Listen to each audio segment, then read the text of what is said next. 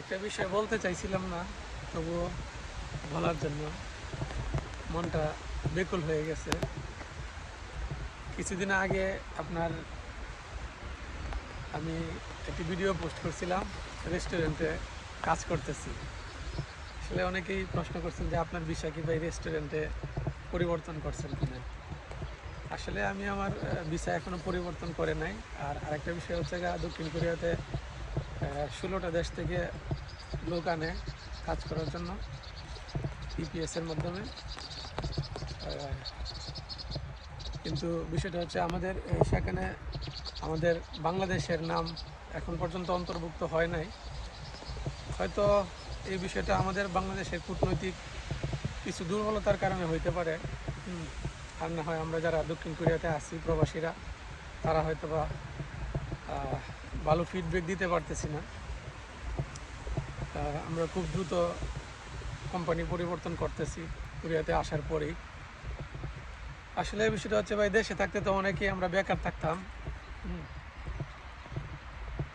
কিন্তু কোরিয়াতে আসার পরে আমরা মনে করি যে আমাদের মনে হয় যে আরও কিছু টাকা বেশি পাইলে মনে অনেক ভালো হইতো।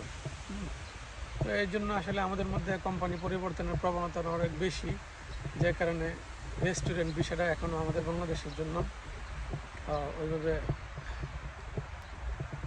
এখনও চালু হয় নাই আর কি। তো আমরা যদি কোম্পানি পরিবর্তন কমায় দিই বাঙালিরা, তাহলে হয়তো বা এই বিষয়টা পরবর্তীতে অ্যাড হইতে পারে। আর আমি ওই দিন আসলে রেস্টুরেন্টে কাজ করতে যাই নাই, আমি গেছি হচ্ছে মূলত আমার এক বড় ভাইরে নিয়ে বার্গার খাওয়ার জন্য। তো বিষয়টা হচ্ছে টাকা পয়সা পেমেন্ট করার পরে ওই স্লিপ নাম্বার দিয়া ওই কাউন্টার থেকে আসলে খাবার রিসিভ করে নিজেই নিয়ে আসতে হয় আর কি। তো অনেকেরই ভুল ধারণা ছিল যে হয়তো বা আমি রেস্টুরেন্টে জব করতেছি কিনা।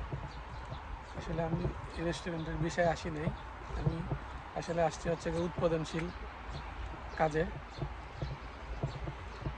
যে কারণে আমি এখন উৎপাদনশীল কাজে একটা কোম্পানিতে কাজ করে যাচ্ছি।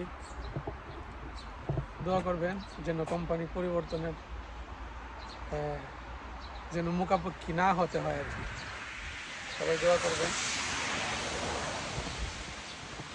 আল্লাহ তাআলা যেন এই কোম্পানিতেই হয়তো বা 3 বছরের কন্ট্রাক্ট যে চুক্তিটা আছে সেটা যেন এখান থেকেই শেষ করতে পারি।